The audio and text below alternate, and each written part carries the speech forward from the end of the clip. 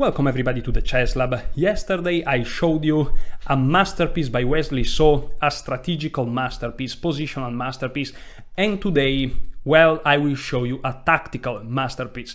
In this game there is one of the greatest combinations that I've ever seen, and I'm not exaggerating, and you know that I don't exaggerate when I say these things. So let's look at this beautiful game. With the white pieces we have Semil Marandi from Turkey, and with the black pieces, Arman Mikaelyan. As you know, I'm a professional mispronouncer of names and country names, so I apologize to basically the whole world. So let's look at the game. e4 by white, d6 by black, the pierce defense, and now comes d4, white takes the center, as you should do, knight to f6 attacking this pawn, and here knight to c3. So these guys prove that they are on a very high level because, you know, they saw the threat. Pretty crazy stuff. g6 by black here, and here, you know, a setup that I really like against the pierce is bishop to e3, bishop to g7, keep going with the black usual plan, and now queen to d2. So white wants to long castle and starts a very aggressive attack here on the king side, counting on this battery, trying to remove the bishop, who is the main defender of the dark squares. And in the words of Bobby Fischer, that was, you know, using a very scientific approach to describe the matter, Zack Zack made. But this game is different, so we are not gonna see that, but we are gonna see f4. That is called the Austrian attack against the pierce. Very interesting stuff. As you can see, white has a lot of control of the center, a lot of space. Let's see how it goes. Bishop g7, a3. And if you're surprised by this a3 move, I was as well, and I tried to figure out why a3 was played. Again, white doesn't really want to start with b4, because usually white long castle against the pierce. So b4 is not really an idea. I think that an idea that white had is to play bishop c4, right? But after knight c6, knight a5 is very annoying. But thanks to this a3 move, now the bishop can come back on a2.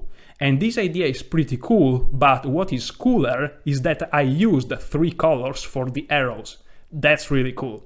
So yeah, bishop short castle, actually by black, not bishop, but short castle, knight to f3 by white, developing, and now bishop to g4, exploiting the fact that the knight moves to g3 and pinning it. The problem is that now white has h3, and this wins the bishop pair. Now, the point is, if black goes back on h5, g4 traps the bishop, because when the structure is like that, anytime that you play bishop g4, h3 cannot allow bishop back to h5, which is the usual move that you will play if it wasn't for this structure. And you may say, okay, black can go back, but then black just loses a tempo with the bishop, the knight is stuck, and if you go back, I mean, what are you doing, right? So black's idea was to capture the knight, but after queen takes f3, white enjoys the bishop pair that in the opening is not necessarily really felt, but in the middle game and the end game, especially if you're able to trade a lot of pieces and open up the center, the bishop pair will be very, very powerful. And here knight to c6 was played by black, and this kinda go back to this idea that I previously mentioned. If bishop c4, this routing with the knight may be annoying, so this kinda justifies a3 a little bit. The problem is you cannot play bishop c4 now, because the knight, by being developed to c6, attacks d4. So you have to play bishop to e3 first, and now comes e5. So here, gentleman Arman, you know, is saying, since white king is in the center, by blasting open the center, I want to basically open files, lines, and obliterate white, because that's what black should do. And here, this pawn is attacked 2 times. You may consider long castle immediately, but, you know, maybe then you give back the bishop pair, and white wanted to avoid this, so d takes e5. D takes e5 as well, not allowing white to castle and threatening e takes f4, after which knight to e5 may follow or rook to e8, so that's a potentially very dangerous position, and that's why white went f5, both because it's very aggressive and also because, again, it may be one of the few options not to lose immediately. And here, you know, f5 is a very simple idea. You have 3 pawns against 3. The problem is the 3 pawns for black are the main defenders, so that's very dangerous for black. But now follows knight to d4. Again, the knight is in the center, so beautiful move, winning a tempo on the queen, and here queen to f2 was played. You may consider take, but here follows an insane variation. E takes d4 attacks the knight. If you move the knight, not only you lose tempi, but then this pawn is defended only by the queen, and rook to d8 is super annoying, so long castle here is the best move, which is just ludicrous. The idea is that if black takes on c3, of course, black loses the queen, so now c5, supporting the pawn and launching an attack, bishop c4, improving the position of the bishop. Again, you can never take this knight because the queen falls, and here follows an insane move. Like, it's ridiculous. The move is b5. This pawn can be taken by the bishop, but the variation that I want to show you is knight takes b5, because you also remove this knight from the attack, so, you know, you prevent any possibilities of this knight being taken. And here it seems like white is up a pawn, but the point is now you're opening these two lines, which is extremely dangerous, and after knight to d7, this bishop is now opened up. You are threatening knight to e5, attacking the bishop, after which the bishop needs to go back, or you lose the queen or whatever, and then rook to b8, and if you move the knight, the bishop together with the rook, d3 may come with a very crazy attack on b2. So this is considered much better for black. Because of these reasons, queen to f2 was played, and now knight back to d7, kinda similar to the idea that I just showed you, activating this bishop a little bit, but now the situation is slightly different. There are no pawns here, this pawn is not here attacking the knight, this bishop is not so active because this pawn is stuck behind the opponent pawn, and so g4 was played. You know, white kind of ignores the central activities and goes for the attack on the king side. Very logical stuff, and here c6 was played. I personally not really like c6. b5, which is also suggested by the computer, is a much more logical move to me, but maybe black was afraid of this. Bishop takes d4, e takes d4, and knight takes b5. And here it seems like, you know, white just won a pawn. The problem is, again, opening up all of these files is extremely dangerous. So here may follow c5, securing this pawn, and here, you know, white may think about long castle, because castling short seems unlikely, and now, for example, rook to b8. And the problem is, you know, this knight is defended for the moment, so you may think about knight d6, so yes, you're moving the knight, but the idea is that you are going into black position a little bit more, but this move knight to d6 is very wrong, but it's just to illustrate black's idea, which is d3. And d3 is creating a lot of pressure on c2, which is potentially the main defender of the king, but look at that. This is deadly. And so here, you know, white may think about bishop takes d3, finishing the development, kinda closing up this file, taking this pawn in exchange of sacrificing this pawn here, but here black doesn't take, black plays queen to g5 first. And here we are forced to play rook to d2, which is a terrible move, after which bishop takes b2 check simply wins for black. But if you play queen to d2, saying, okay, we are gonna trade queens, and then black is gonna win this, and it's not a big deal, black takes first here, forcing king to b1, and after bishop c3 check, this is an attack on the queen, you are forced to resign. Or get mated, that's up to you, you know. So okay, after g4, c6 was played, which again is not necessarily the best move, and now long castle by white.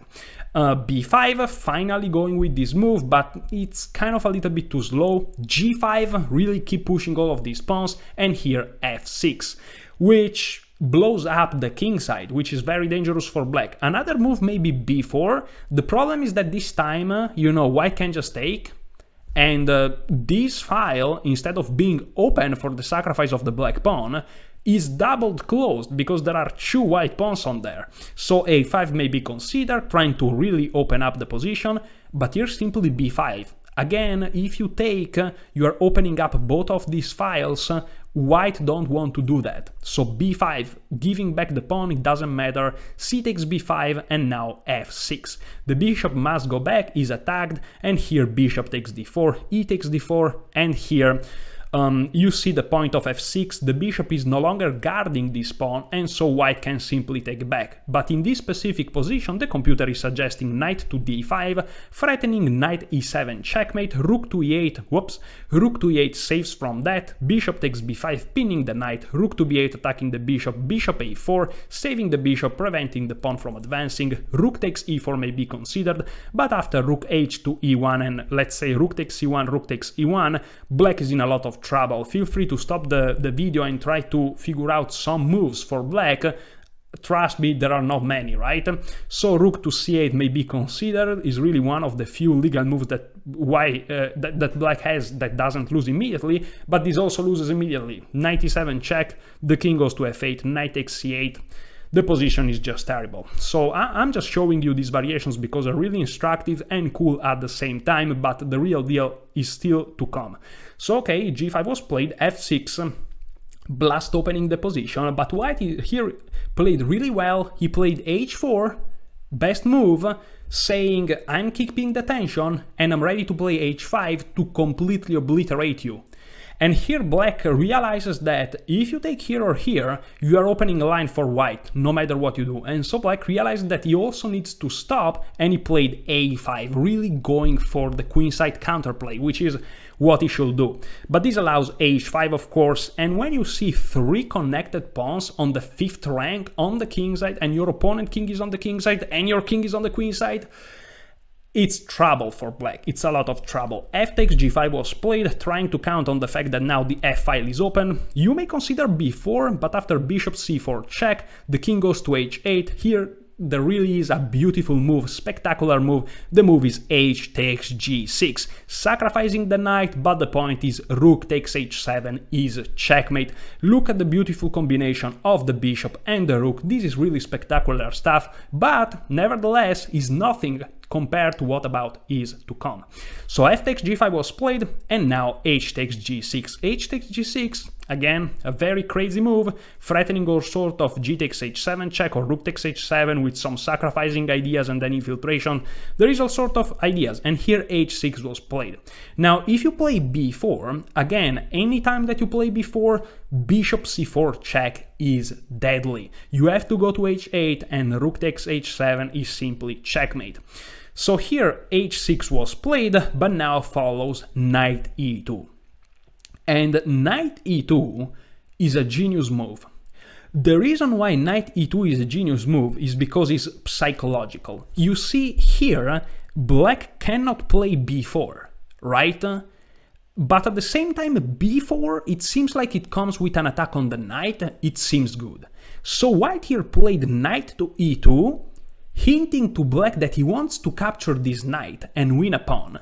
So here black played c5, but by playing c5, this pawn is defended only once, so white played knight c3 back, both attacking this pawn 2 times and threatening bishop takes and then knight takes, and both going back with this knight on c3, from which he can be attacked by b4. And because of all of these, situations, black here played b4. But of course you know that after b4, here white simply has the beautiful bishop c4 check. So really a replay of this situation, knight to e2 and knight back to c3. Kind of apparently very silly, almost stupid variation, but is actually a genius mind trick. Really fascinating stuff, if I can say so myself. And I just said it. So okay, before bishop c4 check, again king to h8, but now at least the pawn is pushed to h6, so actually black saw this, and rook takes h7 checkmate is not possible, of course. But now guys comes really an insane move, so feel free to stop the video, don't forget that your knight is hanging, and try to figure out the best way to keep going for white. And ladies and gentlemen, I kinda tricked you here by noticing here the knight is under attack, because this move has nothing to do with the knight, but if you have been following this channel for quite a lot of time, you know that, I just show you spectacular games, and so the move here is rook takes h6 check. This is the move, a sacrifice of the rook to blast open the kingside. Bishop takes h6 must be played, of course. This is checkmate otherwise, so bishop takes h6 is the only move, but now the very fine idea queen h2. And the idea is simply queen takes h6, the king moves, and then this is checkmate, but I just noticed queen takes h6 is mate on the spot, because this square is controlled by the bishop, so the threat is actually mate in 1 and not mate in 2. I mean, this is ridiculous. Here, king to g7 was played. If, for example, you play a b takes c3, once again, this knight is never takeable because queen takes h6, checkmate. Beautiful stuff. Now, apparently the computer is not suggesting king to g7, he's suggesting some ludicrous stuff like knight takes f5. The idea is that you are kind of giving back some material to have some kind of counterplay, but this position is completely winning for white regardless of what black played. But black played these king to g7 moves, and these give, you know, the possibility of an insane combination. So guys, feel free to stop the video and try to figure out this ridiculous, crazy line that follows. Don't try to necessarily only find the best next move, because I think that you kind of know it. Try to really figure out the whole line until the end. Okay, so feel free to stop the video now.